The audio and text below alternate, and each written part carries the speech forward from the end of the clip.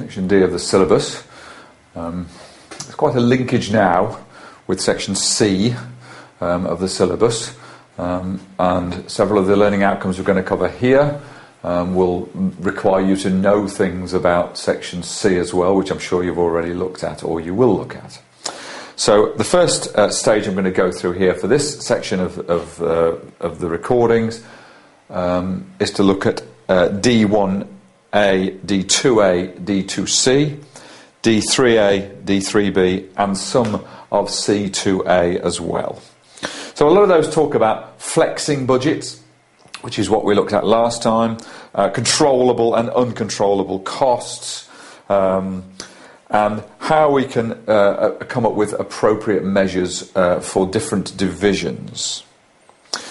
One of the things that we'll look at, therefore, is for companies and or divisions, the various financial performance evaluation techniques that are available. So, if we look through the list here, you can separate them generally into a couple of what are called profitability ratios. Again, you may have studied these in other subjects before this one also. So we need to look at gross profit margin and operating profit margin. I'll go through the general, I'm sure you remember some of these definitions, but I'll go through each one in turn, and then we'll do a little example that's in the notes. First one then, gross profit margin. You will need to look at a gross profit figure, again usually given in the question, as a percentage of the revenue or the turnover. Can I just remind you that these are always given as a percentage. So the profit margin quoted as a percentage, you need to extract those figures, gross profit and turnover, from the question. You'll see one of these in a minute. Or of course we could look at operating profit, and those two are usually given in the question, or you can calculate them easily, again given as a percentage. Often what the examiner might do is to look at the percentages across 2 quarters or 2 years, and you might be asked to say, well, there's an improvement there, or a decrease in performance. Investment ratios, the next section if you like.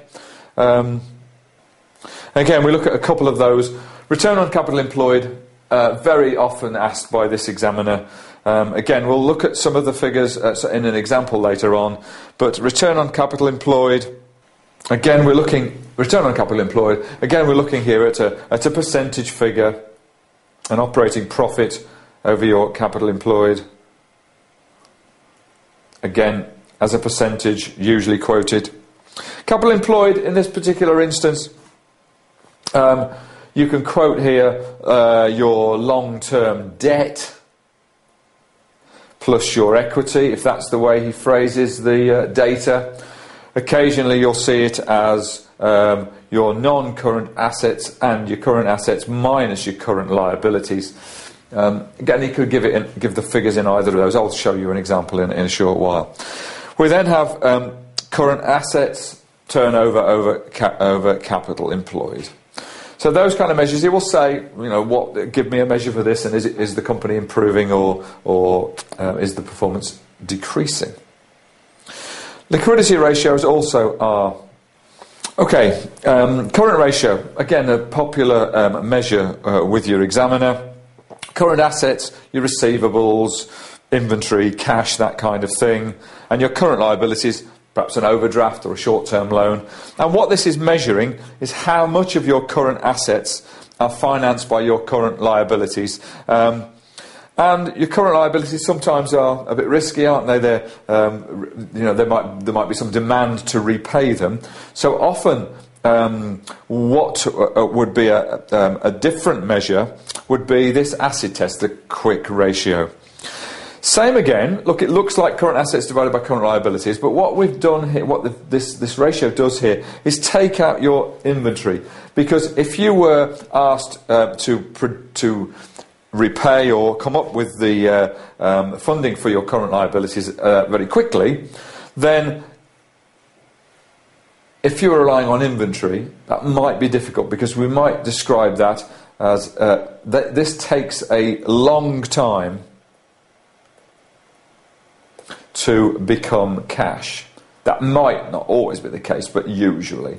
So your inventory, you take it out of that current ratio to give you a quick ratio to see if you could cover your current liabilities fairly quickly. We then have receivable days, a measure of how long it takes your customers to pay you.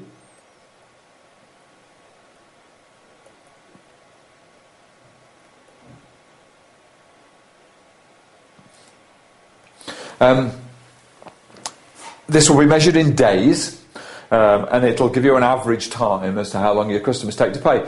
Now, clearly, as a company, you'd like that to be very, very short, wouldn't you? Like immediate payment. But just be careful about methods that drive down the number of receivable days, because sometimes, in order to attract customers, you might want to give them a little bit of time, a little bit of credit time, before they pay you. So there is a fine balance to be made there. Yes, of course, financially you want the money in as quickly as you can, but sometimes to attract customers you might say, oh, you know, we'll give you the goods now and we expect you to pay within so many days.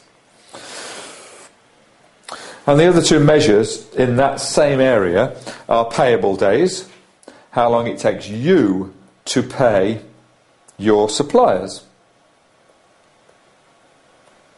And that same argument of balance is good here, because obviously you want to take as long as you can to pay your suppliers. It would be nice if you didn't have to pay them for a long, long time. But of course that's going to upset your suppliers. So there again needs to be a balance between keeping your suppliers happy and keeping yourself happy. And last but not least, how long do you hold inventory for?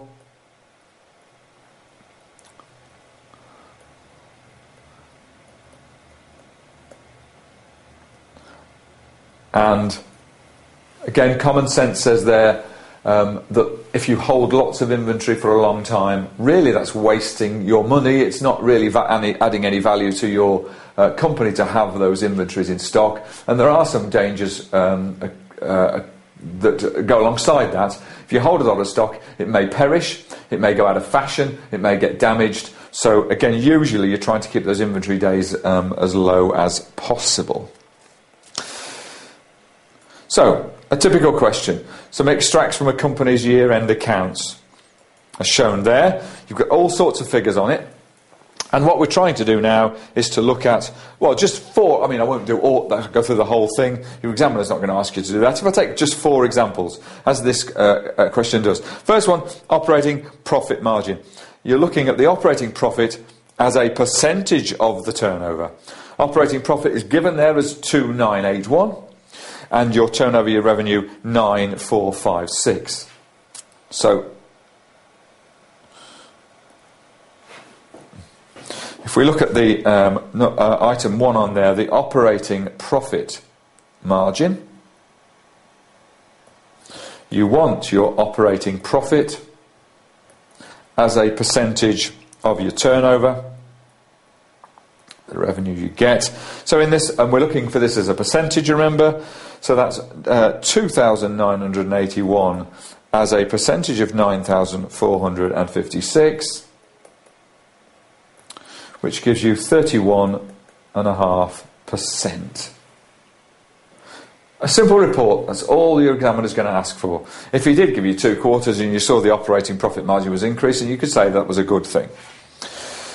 Secondly then, if we look at return on capital employed, your operating profit again here is 2,981. Current assets, non-current assets. So you've got non-current assets of 17,850 plus your current assets of 950 and cash at the bank, current assets 1,750 plus any receivables you're expecting, 731. Subtract from that any current liabilities. You've got a short-term borrowing of 1,225 and also some payables of 813.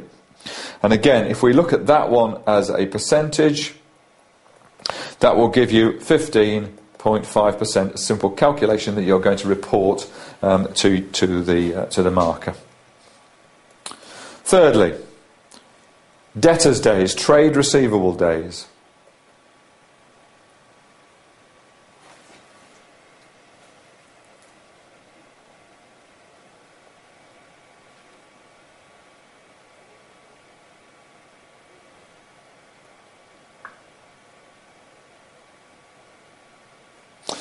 Your debtors' days in this particular case, look, we're looking at your receivables, which is 731, as a percentage of your turnover, or rather as a number of days, fraction of your turnover, and turnover 9456. If we multiply that by 365 days, it gives you 28.2 days. And then last but not least, let's have a quick look at the current ratio.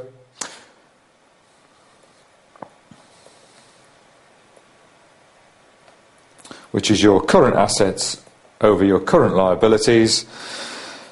And what are your current assets in here? Your inventory of 950, your cash at the bank of 1750, your trade receivables at 731, and your current liabilities, short-term borrowings 1225, and your payables of 813. That gives you a ratio of 1.68. You need the top half of that to be higher than 1 to ensure that you can cover your liabilities with whatever current assets you've got. Again, if it was a quick ratio, we wouldn't include the 731. We wouldn't include your inventory of 950 in those figures. Now let's have a look at divisionalisation and the kind of measures we might look at to see how different divisions are doing.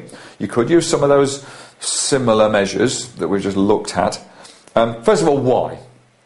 Now, when an organisation becomes quite large, it's very difficult to manage for managers to senior managers to have a complete handle on everything that's going in the entire company. So what they will often do, you'll see this of course with large multinational companies and larger companies within any one country, they'll split it into divisions. A division that's responsible for sales, perhaps a division that's responsible for manufacturing, another one for research and development.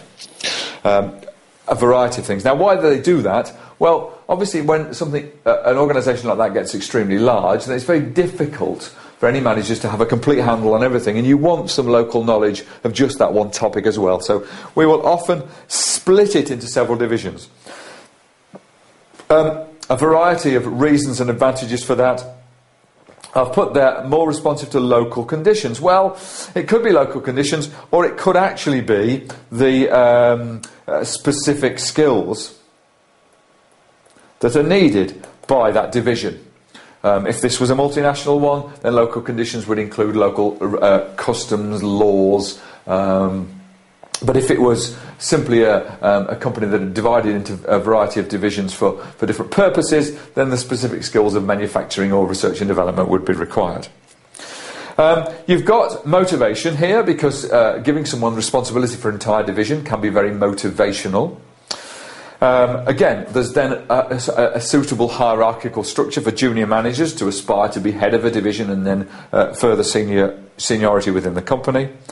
And of course, you can then measure the different functions within the company or the different functions across the multinational to give you a better performance evaluation. Of course, it always comes with disadvantages. Communication is going to be a big one, of course. You've got to make sure that the communications are right. Hard to achieve goal congruence. Often you'll see the phrase dysfunctional decisions. In other words, if you've got two divisions and you've got a manager in each one, it may be that the manager of one of them is going to take a decision that makes their division look good, but is going to adversely affect another division or adversely affect the company as a whole. So that is an issue that you have to make sure that all those divisional managers, the decisions they're taking, don't affect anyone else, and worse still, don't affect the overall functions of the company. You have got a duplication of tasks, very, very simple things like IT services, maintenance, just literally building services. If you've got all the divisions can access that same function, that would be fine. But if you've got the divisions, especially geographically spread, then you're going to have some kind of duplication. You might even have duplication of things like personnel in each of the divisions if the divisions were large enough. Lack of expertise in potentially of senior managers keeping tabs on all the different divisions. They may not know exactly what's going on in those various divisions, and that can be an issue. Again, another overlap with part C of this syllabus is looking at different responsibility centres. Mentioned it before, but just let's remind you. Cost centres where the manager is responsible for only measuring their costs. Profit centre is where it's not only costs but revenue as well, so a manager could be measured on their profit. And you have if you like, the top of the tree with an investment centre where it's not just costs and revenue, but also that manager may have strategic decisions to make about the investment that's going on in that division. So if we are going to measure those divisions, and of course you can do return on investment, return on capital employed as an entire company as well. But if you are going to do some kind of performance evaluation on those companies, we need to look at the way those measures are taken. Okay, there are two measures that we can use. These are very typical of your examiner, looking at these two measures for actually looking at divisions, giving the numbers for divisions and saying whether or not they're better than one division is better than another, or whether they're improving over time. And the two measures that are quite popular with him, asked a lot of time in the past on the previous syllabuses, return on investment and residual income. They both have their advantages and disadvantages. Neither one is perfect. And in some circumstances it's better to use one or another. Generally speaking, your examiner will tell you which ones are going to be used, or ask you to do both and make some comment between them.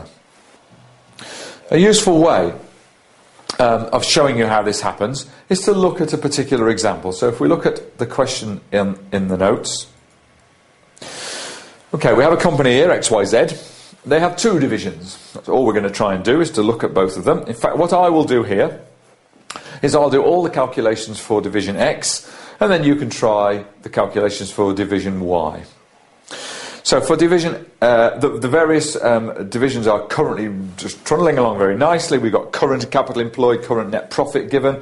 So we could measure them in both their return on capital employed, the return on investment, and also the residual income. However, they are both divisions considering individual investments involving an initial outlay of £100,000 each. Of course, that will increase their capital employed by £100,000. However, excuse me. However, the reason they're taking on this new investment is that it's going to increase their profit. So if they take on the new investment, they've got figures for the increase in profit. It's £20,000 for Division X. We also need to be told what the company's cost of capital is, so that we can calculate the charge under residual income. And that's given, as you can see, as 18%. So evaluate whether or not Division X and or Y will accept their investments based on those two measures, return on investment and residual income.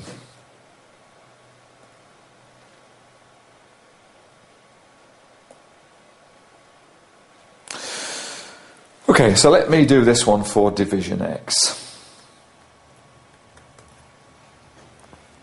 If we look at their return on investment, let's do it in a couple of ways here. If we look at the original, you might call it the current return on investment, and then we'll look at the revised one with revised return on investment, that is, with the new investment. And then actually what we could do here is also measure the new project's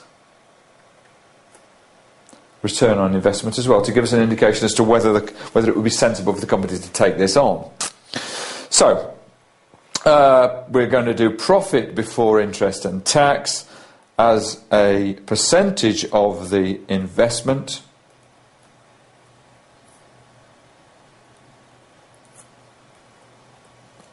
So, original figures, current net profit £500,000 as a percentage of the capital employed, £2 million.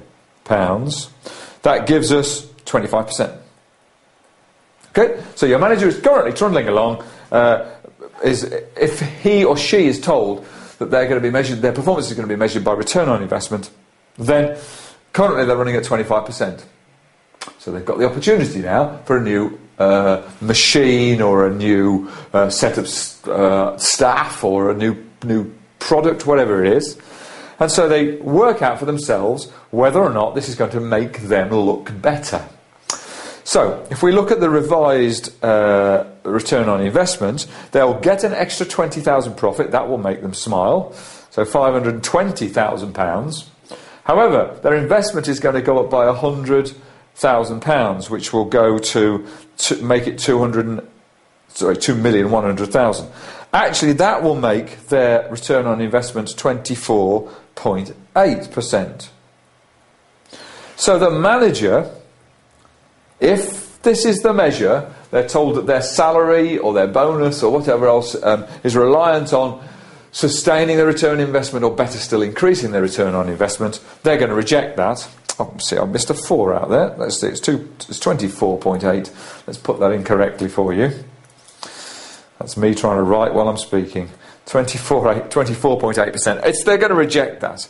Now, as far as the company is concerned, let's see what this new project would actually do. They're going to get £20,000 on an investment of 100. That's going to give them 20%. That is greater than their cost of capital. So, in the interest of the company, that project should be accepted. This is what I mentioned a while ago about dysfunctional decisions. Your manager here, for their own purposes, are going to reject this new investment, whereas for the company, it would actually have been a good thing. So you can get a lack of goal congruence in making a decision that's not very good. However, not all doom and gloom. Let me list out the advantages of return on investment, and then we'll have a look at what would have happened if we'd have used residual income to do this.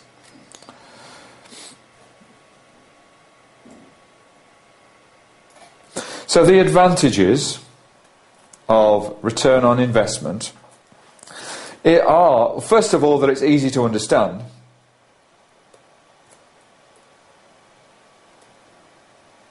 And to calculate. The figures are readily available to most people, and they can understand what's going on here. It is also, because it is a percentage figure, it's what's known as a relative measure. So that you can compare a small division with a large division, because you're only looking for a percentage return. So you can compare two divisions of different sizes and can tell you how well they're performing against each other. So a small division and a large division can be compared using return on investment. However, it has got some disadvantages as well. First of all, one of the figures in there is profit, which is subject to a bit of manipulation. You could put in extra figures for depreciation just to make the thing look better or worse. So you can do a bit of manipulation here on behalf of the manager and the company if you're not careful. You also need a benchmark. It's not just oh, look, that was 20, what was this, 25% we got, didn't we? Is that good or bad? Who knows? Right? You need to compare it with something, last year's figures or a comparable division. And as we've seen, it can lead to dysfunctional decisions. So how do we get round that? Well, we can get round it by using residual income. However, why doesn't everyone use residual income all the time then? Because we do actually lose a couple of advantages. It's a little more difficult for people to understand sometimes. So let me show you. So we're still doing division X, but this time we're doing the residual income.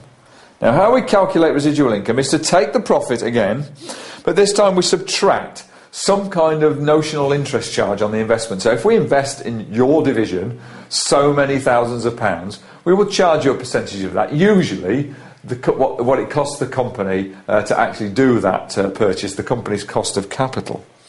So if we look at the current residual income, the revised residual income, and the project residual income.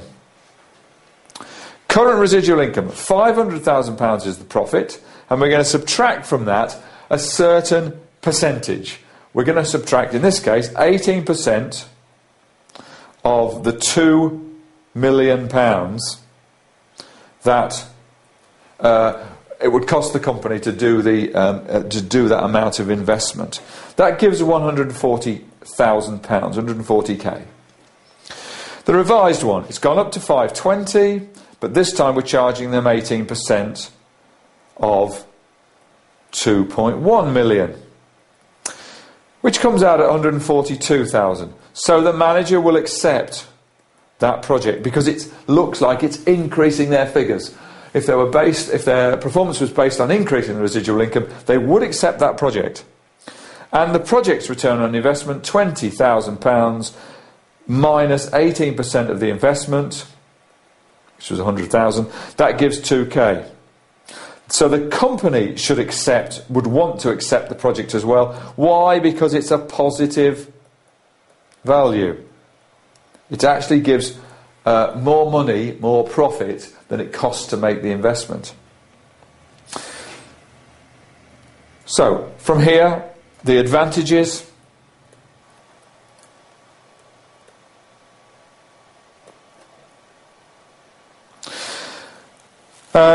It's an absolute figure, not a relative figure like the other one, so it will give you an easy decision. Yeah, if it's positive, if it gives you more residual income, the investment that is, then you'd accept it, and if it gives you less, then you'd reject it. If it's a negative residual income, you would reject it.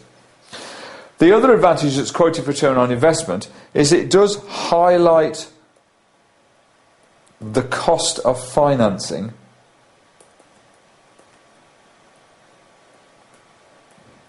to the divisional managers. So they suddenly realise that you can't just have this investment. It's not just the cost of the machine. It's whatever it is that's being invested. It's also the cost of finding the money for that as well. So it does bring home to them that that's important. However, the disadvantages. Oh, and I suppose I should say, one of the other advantages, as you can see from that example, usually the manager's decision will be good for the company or be correct for the company, I should say. Again, it's worth saying that it's profit-based. So same comment applies as did for return on investment, in that you've got to, it could be manipulated a little bit. But the other thing is that now you've lost that other advantage. You can't compare small to big divisions, because it's now an absolute number. Of course a bigger division is going to get bigger profits and bigger investments, so it's difficult to do that. But the main advantage, as I say, it does encourage goal congruence.